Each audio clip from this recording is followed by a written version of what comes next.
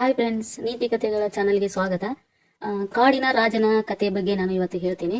ಕಾಡಿನ ರಾಜನ ಕತೆ ನೋಡಿ. ಒಮ್ಮೆ ಪ್ರಾಚೀನ ಭಾರತೀಯ ದೇಶದ ಗಾಢ ಕಾಡಿನಲ್ಲಿ ನಿರ್ಭೀತಿಯಾಗಿ ಜೀವಿಸುವ ಪ್ರಾಣಿಗಳ ನಡುವೆ ಒಬ್ಬ ರಾಜನಿದ್ದ. ಅವನ ಹೆಸರು ವೀರಸಿಂಹ. ಒಂದು ದೊಡ್ಡ ಬಲಿಷ್ಠ ಸಿಂಹ. ಕಾಡಿನ ಸರ್ವಾಧಿಕಾರಿ ಅವನು. ಕೇವಲ ತನ್ನ ಶಕ್ತಿಯಿಂದ ಅಲ್ಲ, ಬುದ್ಧಿಯಿಂದಲೂ ಕಾಡಿನ ಪ್ರಾಣಿಗಳ ಮೇಲೆ ಆಳುತ್ತಿದ್ದ. ವೀರಸಿಂಹ ತನ್ನ ಆಳ್ವಿಕೆಯಲ್ಲಿ ನ್ಯಾಯಪ್ರಿಯನಾಗಿದ್ದ. ಅವನ ರಾಜ್ಯದಲ್ಲಿ ಮೃಗಗಳು ಸ್ವತಂತ್ರವಾಗಿ ಸುಖ ಸಂತೋಷದಿಂದ ಬದುಕುತ್ತಿದ್ದವು. ಅವನಿಗೆ ತನ್ನ ಪ್ರಜೆಗಳ ಕ್ಷೇಮವೇ ಮುಖ್ಯ. ಜಿಂಕೆ, ಮೊಲ, ಹೆಮ್ಮೆ, ಕತ್ತಿ, ಕರಡಿ, ಕಿರೀಟ ಹೊತ್ತ ಆನೆ ಎಲ್ಲರೂ ಈ ಕಾಡಿನಲ್ಲಿ ರಾಜ್ಯದಲ್ಲಿ ವಾಸಿಸುತ್ತಿದ್ದರು. ಕಾಡಿನ ನಿಯಮಗಳು ಕಟ್ಟುನಿಟ್ಟಾಗಿದ್ದವು. ಯಾರಾದರೂ ಅವುಗಳನ್ನು ಮೀರಿ ವರ್ತಿಸಿದರೆ ಅವರಿಗೆ ಕಠಿಣ ಶಿಕ್ಷೆಯಾಗುತ್ತಿತ್ತು. ವೀರಸಿಂಹನ ಪರಿಪಾಲನೆಯಲ್ಲಿ ಒಂದು ಪ್ರಮುಖ ನಿಯಮವಿತ್ತು. ಬೇಡಕರಿಗೆ ಇಲ್ಲಿಗೆ ಪ್ರವೇಶವಿರಲಿಲ್ಲ. ಅವನಿಗೀಗ ಸಾಕಷ್ಟು ಅನುಭವ ಇದ್ದುದರಿಂದ ಮನುಷ್ಯರು ಅರಣ್ಯಕ್ಕೆ ಬಂದರೆ ಅಪಾಯವೆಂಬುದನ್ನು ಬಹಳ ಚೆನ್ನಾಗಿ ಅರಿತನು. ಒಂದು ದಿನ ವೀರಸಿಂಹನಿಗೆ ದೊಡ್ಡ ಸವಾಲೊಂದು ಎದುರಾಯಿತು. ಕಾಡಿನ ಒಂದು ಭಾಗದಲ್ಲಿ ದೊಡ್ಡ ಬರ ಬಿದ್ದು ನೀರು ಮತ್ತು ಆಹಾರ ಕಡಿಮೆಯಾಯಿತು. ಎಲ್ಲ ಪ್ರಾಣಿಗಳು ಬೇರೊಬ್ಬರ ಮೆಟ್ಟಿಲೇರಲು ಪ್ರಾರಂಭಿಸಿದವು. ಈ ಸಮಸ್ಯೆಯನ್ನು ಹೇಗೆ ಇತ್ಯರ್ಥ ಮಾಡುವುದು ಎಂಬುದು ರಾಜನಿಗೆ ಗಂಭೀರ ಪ್ರಶ್ನೆಯಾಗಿತ್ತು. ವೀರಸಿಂಹ ತಕ್ಷಣವೇ ಸಭೆ ಕರೆದನು. ಸಭೆಗೆ ಆನೆಯಾದ ಗಜರಾಜ, ಹುಲಿಯಾದ ಬಲ್ಲಾಳ, ಕರಡಿಯಾದ ಭೀಮ, ಜಿಂಕೆಯಾದ ಚಂದ್ರವನದ ಮುಂತಾದ ಎಲ್ಲ ನಾಯಕರು ಹಾಜರಾದರು.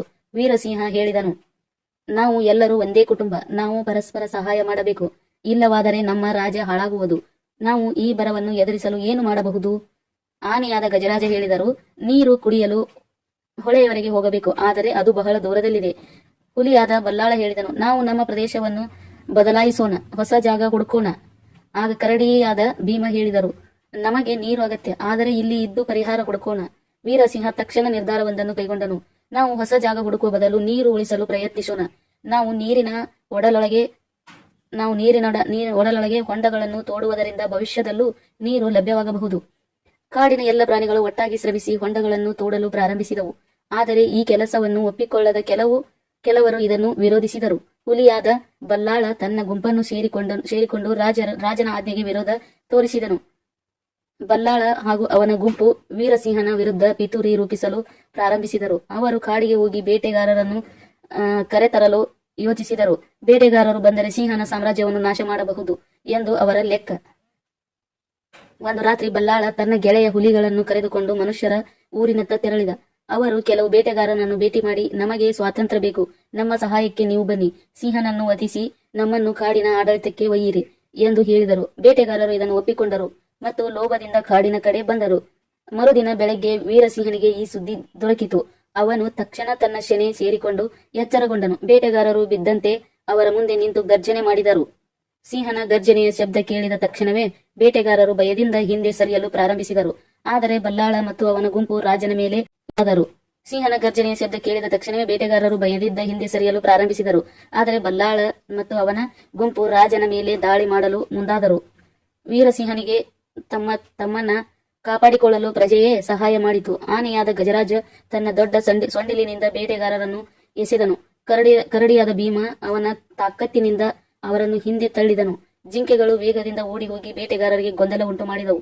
ಅಂತಿಮವಾಗಿ ವೀರಸಿಂಹ ಬಲ್ಲಾಳನಿಗೆ ಎದುರಾಗಿದ್ದ ಎರಡು ದೊಡ್ಡ ಪ್ರಾಣಿಗಳು ಮುಖಾಮುಖಿಯಾಗಿ ಹೊಡೆದಾಡಿದವು. ಆದರೆ ವೀರಸಿಂಹನ ಶಕ್ತಿ ಮತ್ತು ಬುದ್ಧಿವಂತಿಕೆ ಹೆಚ್ಚು. ಕೊನೆಗೆ ಬಲ್ಲಾಳ ಸೋತು ಓಡಿಹೋದ. ಬೇಟೆಗಾರರನ್ನು ಹಿಮ್ಮೆಟ್ಟಿಸಿದ ಬಳಿಕ ವೀರಸಿಂಹ ತಕ್ಷಣವೇ ತನ್ನ ಪ್ರಜೆಗಳನ್ನು ಸಮಾಧಾನಪಡಿಸಿದನು. ನೀರು ಸಂಗ್ರಹಿಸುವ ಹೊಂಡಗಳು ತುಂಬಲಾರಂಭಿಸಿದವು. ಎಲ್ಲ ಪ್ರಾಣಿಗಳು ಪುನಃ ಶಾಂತಿಯ ಜೀವನಕ್ಕೆ ಮರಳಿದವು. ಬಲ್ಲಾಳ ಮತ್ತು ಅವನ ಗುಂಪು ಕಾಡಿನಿಂದ ಹೊರಹಾಕಲ್ಪಟ್ಟರು. ರಾಜನ ನಿಯಮಗಳನ್ನು ಮೆರೆದವರಿಗೆ ಶಿಕ್ಷೆ ದೊರಕಿತ್ತು. ಆ ದಿನದಿಂದ ಕಾಡಿನಲ್ಲಿ ಮತ್ತೆ ನ್ಯಾಯ ಮತ್ತು ಶಾಂತಿ ಆಳತೊಡಗಿತು. ವೀರಸಿಂಹನು ಕಾಡಿನ ಶ್ರೇಷ್ಠ ರಾಜನಾಗಿದ್ದ.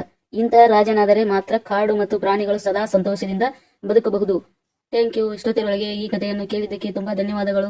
ಯಾರು ಈ ಚಾನಲ್ ಅನ್ನು ಸಬ್ಸ್ಕ್ರೈಬ್ ಮಾಡದೇ ನೋಡ್ತಾ ಇದ್ದರೆ ಪ್ಲೀಸ್ ಸಬ್ಸ್ಕ್ರೈಬ್ ಮಾಡ್ಕೊಳ್ಳಿ. ಇದೇ ತರ ಮುಂದೆ ಇದರಂತ ಕಥೆಗಳು ತುಂಬಾ ಬರ್ತಾ ಇರ್ತವೆ. ನೀವು ನೋಡ್ತಾ ಹೋಗಿ ಸಬ್ಸ್ಕ್ರೈಬ್ ಮಾಡ್ಕೊಳ್ಳಿ. ಮತ್ತೆ ಒಂದು ಲೈಕ್ ಕೊಡಿ, ಬೇರೆದವರಿಗೆ ಒಂದು ಶೇರ್ ಮಾಡಿ ಅಂತ ಹೇಳ್ತಾ ನಿಮಗೆ ತುಂಬಾ ಧನ್ಯವಾದಗಳು. Thank you.